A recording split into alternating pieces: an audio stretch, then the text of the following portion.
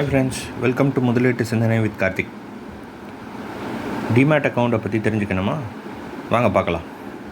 இந்தியாவில் நீங்கள் ஷேர் மார்க்கெட்டில் பார்ட்டிசிபேட் பண்ணணுன்னா, ஷேரை வாங்கி விற்கணுன்னா நீங்கள் கண்டிப்பாக டிமேட் அக்கௌண்ட் ஓப்பன் பண்ணியே ஆகணும். டிமேட் அக்கௌண்ட்டுன்றது உங்களோட ஷேர்ஸ் எல்லாம் போய் சேவ் ஆகக்கூடிய இடம்.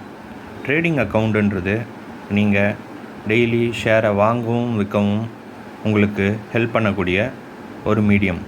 இது ரெண்டும் சேர்ந்த மாதிரி தான் உங்களால் ஓப்பன் பண்ண முடியும்.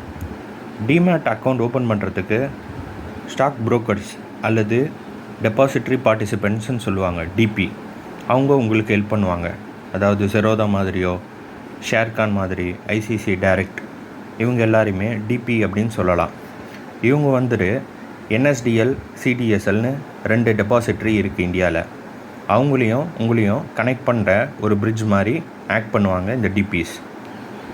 ஸோ டிமேட் அக்கௌண்ட் மூலமாகவும் ட்ரேடிங் அக்கௌண்ட் மூலமாகவும் என்ன பண்ணலான்னு பார்க்கலாம். நீங்கள் ட்ரேடிங் அக்கௌண்ட் மூலமாக தான் ஒரு ஷேரை வாங்கவோ விற்கவோ முடியும். ஒரு ஷேரை 2 வகையில் வாங்கி விற்கலாம். நீங்கள் ஒன்று ஐபிஓ மூலமாக அதை வாங்கலாம். இது பிரைமரி மார்க்கெட் அப்படின்னு சொல்லுவாங்க. இல்லைனா என்எஸ்சி, பிஎஸ்சி போன்ற எக்ஸ்சேஞ்சில் வாங்கலாம். ஐபிஓ லான்ச்சுக்கு அப்புறம் அதை செகண்டரி மார்க்கெட் அப்படின்னு சொல்லுவாங்க. நீங்கள் ஒரு ஸ்டாக்கை வாங்கி ஹோல்டு பண்ணி விற்றீங்கன்னா அதுக்கு பேர் டெலிவரி.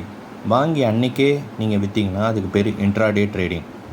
ஸோ நீங்கள் இன்ட்ராடே ட்ரேடிங்கில் உங்களோட ஸ்டாக் அதாவது ஷேரு உங்களோட டிமேட் அக்கௌண்ட்டுக்கே போகாது. ட்ரேடிங் அக்கௌண்ட்டில் இருந்தே பை செல்லு முடிஞ்சிடும்.